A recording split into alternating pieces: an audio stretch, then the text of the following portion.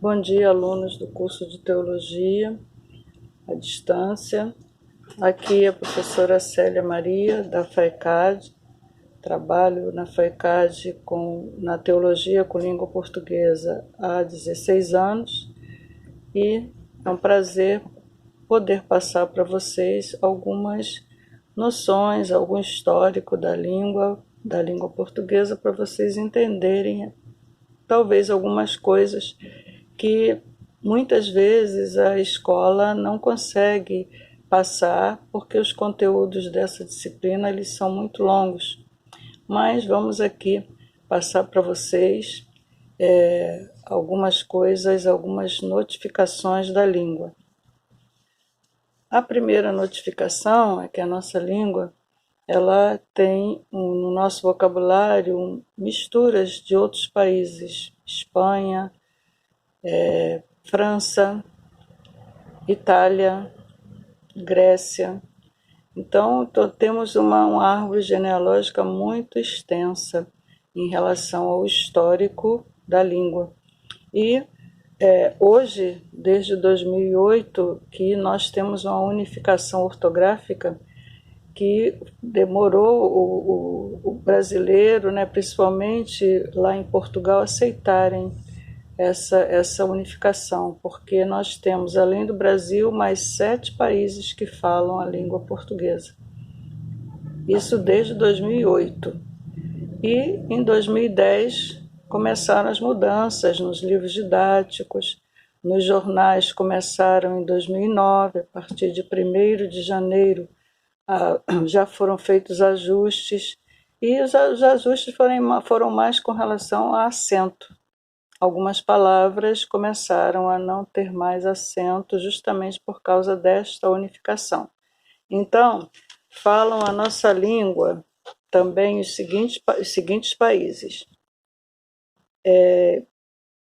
Cabo Verde, Guiné-Bissau, Moçambique, Timor-Leste, Goa, Macau, Porto Príncipe e Portugal, incluindo o Brasil.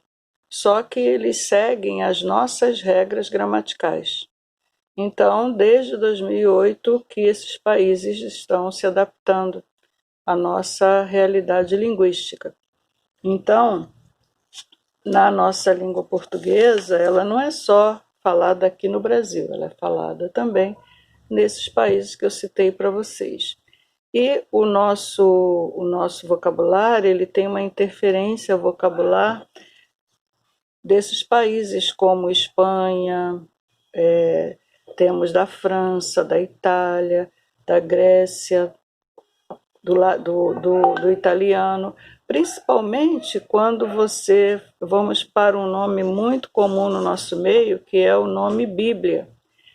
Bíblia é a palavra Bíblia, não estou falando do conteúdo da Bíblia. A Bíblia, a palavra significa livro, e que para nós, evangélicos, tem um significado muito maior do que um simples livro.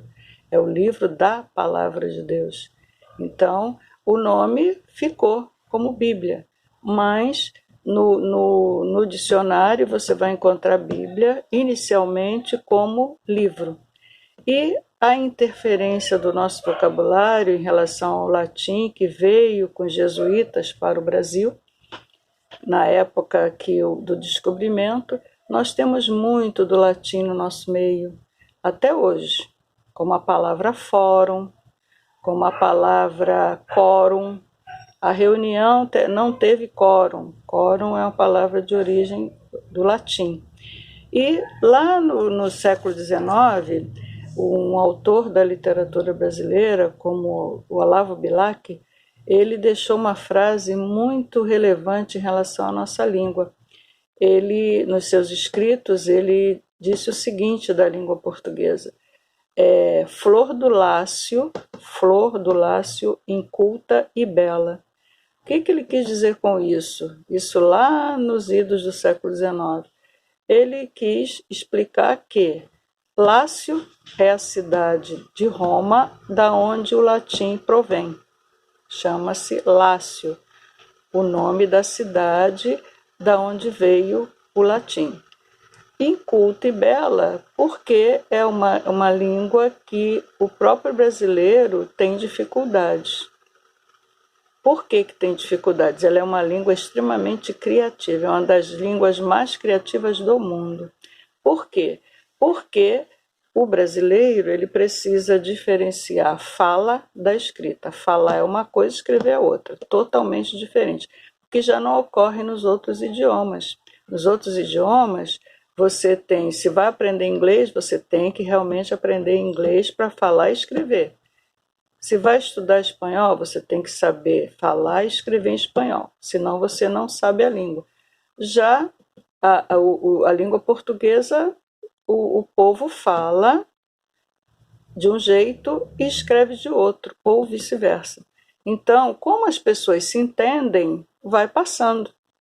As pessoas, por exemplo, você ouve muito, às vezes, as pessoas dizerem, quando estão, vamos citar o exemplo de um culto, né, de quem está diante está levando a palavra, você vê muito essa expressão, muitas das vezes.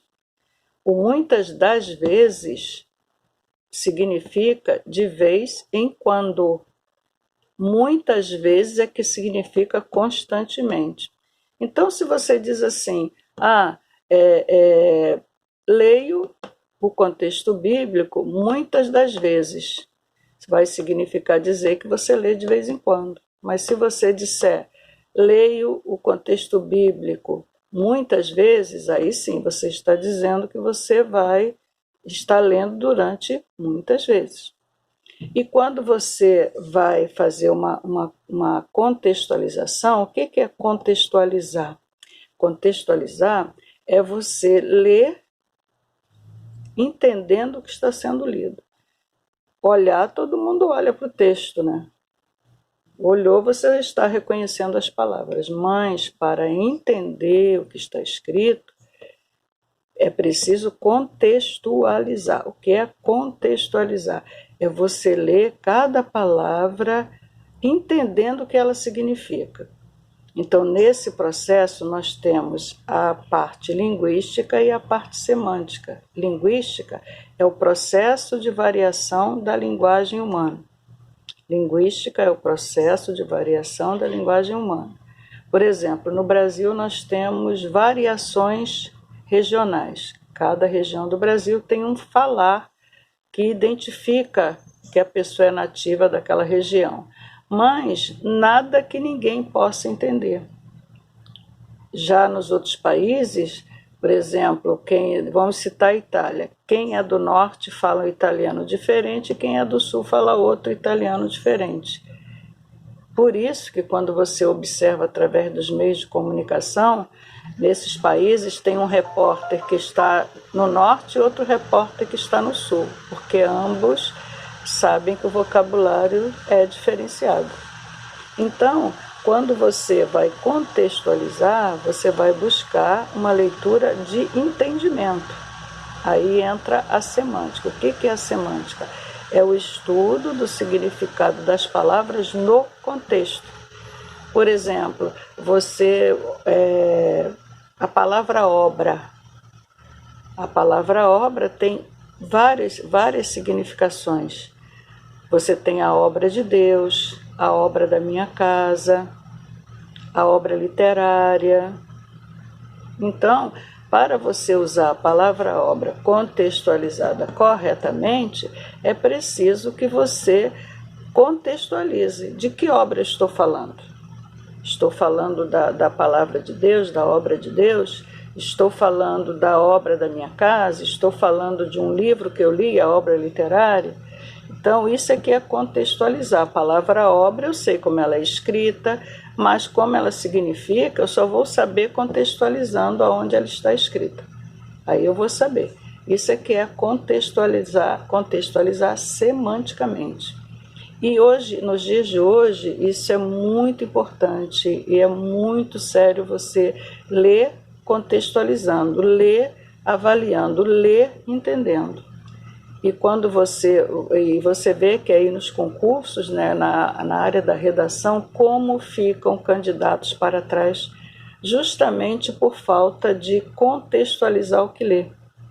Porque, na verdade, o conteúdo daquele concurso, ele está de acordo com o conteúdo que você foi prescrito lá no edital do concurso. O problema é que não há o conhecimento da contextualização. É como o uso de preposição. As preposições, elas são seríssimas. São palavrinhas tão pequenas como o de, o com, o para, o em. São preposições usadas demais no nosso vocabulário, é constante o uso delas. Só que é preciso prestar atenção no que ela significa. Se você diz eu vou de carro, é uma coisa. Se você diz eu vou no carro, eu estou dizendo outra. Então, às vezes você é mal entendido pelo uso errado da palavra. Então, na nossa língua, nós temos que prestar muita atenção ao falar, ao escrever, porque quando você vai escrever alguma coisa, é exigido de você que você escreva com as regras da língua. Agora, a fala, você pode até não se preocupar com isso. Vai depender também de onde e com quem você está falando. Então, a nossa língua ela é muito criativa. Quantas vezes você lê uma palavra e você acha que significa uma coisa e ela significa outra? Não é isso. Aí o aluno diz assim, isso é uma pegadinha. Não existe pegadinha em idioma nenhum.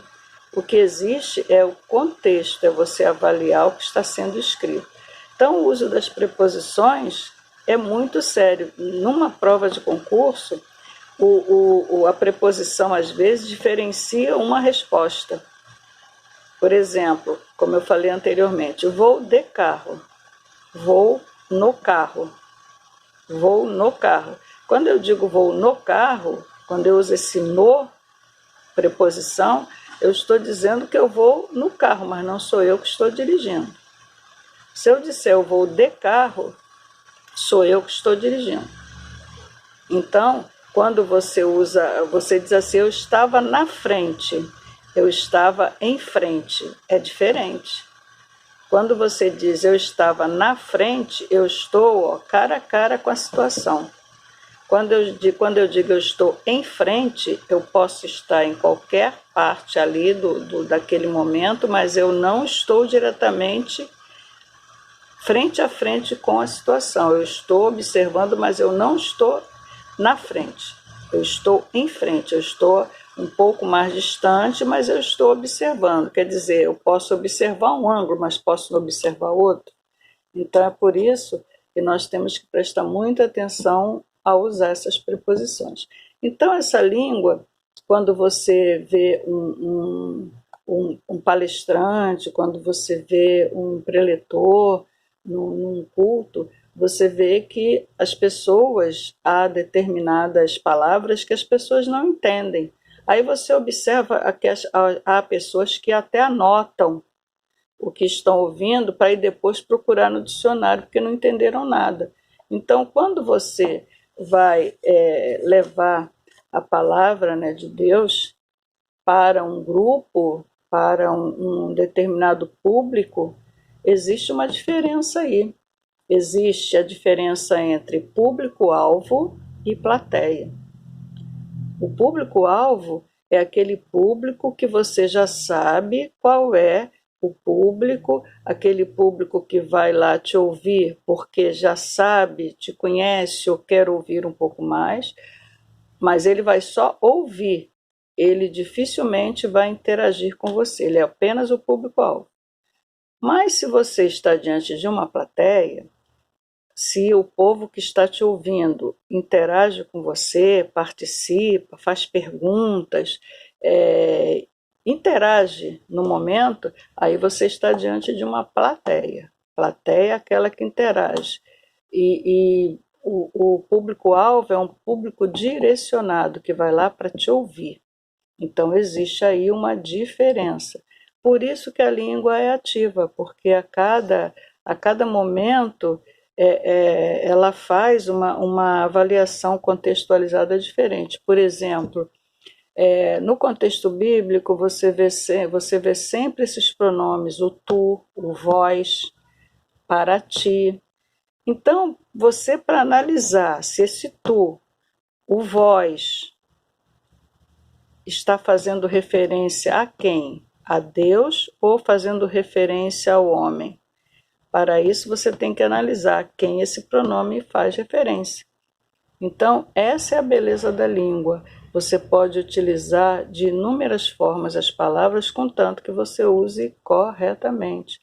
Por exemplo, existem muitas palavras que as pessoas usam de forma errônea. A palavra meio é uma. Você diz assim, o meio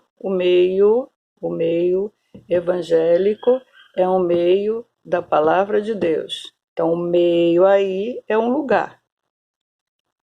Você ouve pessoas, principalmente do lado feminino, dizendo assim, hoje eu estou meia cansada.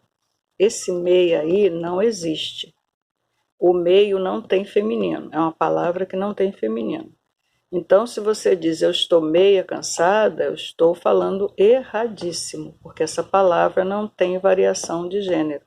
Ela só varia quando ela se refere a numerais. Por exemplo, meia dúzia,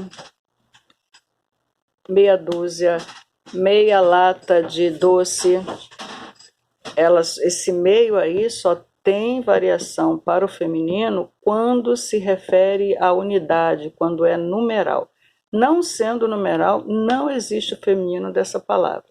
E ela também pode ser um substantivo, quando você diz as meias, as suas meias estão na gaveta. Esse meias aí é o quê? É uma das partes do vestuário de alguém. Então, meias aí é uma palavra única. Ela não é usada nem no masculino, nem é usada no singular. Sempre quando você se referir a meias de vestir, é sempre meias no feminino e no plural. Agora, meio, dizer que meio tem feminino meia, não existe. Meio é sempre uma palavra invariável. Então, se você diz do lado feminino, eu estou meia cansada, não está cometendo um erro gravíssimo de concordância. É meio cansada, meio cansado. A mesma coisa são palavras como mesma, mesmo, obrigada, obrigado. Se sou eu que falo, é meia. Se sou eu que falo, eu vou dizer mesma, eu mesma. Eu mesma. Se é o José que fala, o José vai dizer eu mesmo. Nós mesmas, nós mesmos. Essas palavra mesmo, mesma, varia de acordo com quem fala. E a palavra obrigado, obrigada, do mesmo jeito. Se sou eu que falo, seja para quem for, é obrigada. Se é o José que fala, seja para quem for, é obrigado. Então, são essas especificações da língua que nós precisamos estar sempre alerta para quando formos falar alguma coisa para alguém, principalmente relativa à palavra de Deus, é preciso muito cuidado, é preciso muita atenção para que essa palavra não chegue de forma errada a quem está me ouvindo. É como diz uma autora de crônicas de jornais aí diários, a Marta Medeiros, que ela tem um texto chamado A Palavra, em que ela diz: a palavra é um diamante que precisa ser lapidado por você quando você fala e quando você escreve. E assim eu termino esse primeiro vídeo agradecendo a vocês e sempre que tiverem alguma dúvida, vocês poderão tirar num próximo vídeo. Agradeço a vocês a atenção e futuros teólogos, sejam bem-vindos aos cursos em IAD da FAECAD. Muito obrigada, que Deus abençoe a todos. Fiquem com Deus. Agradecendo.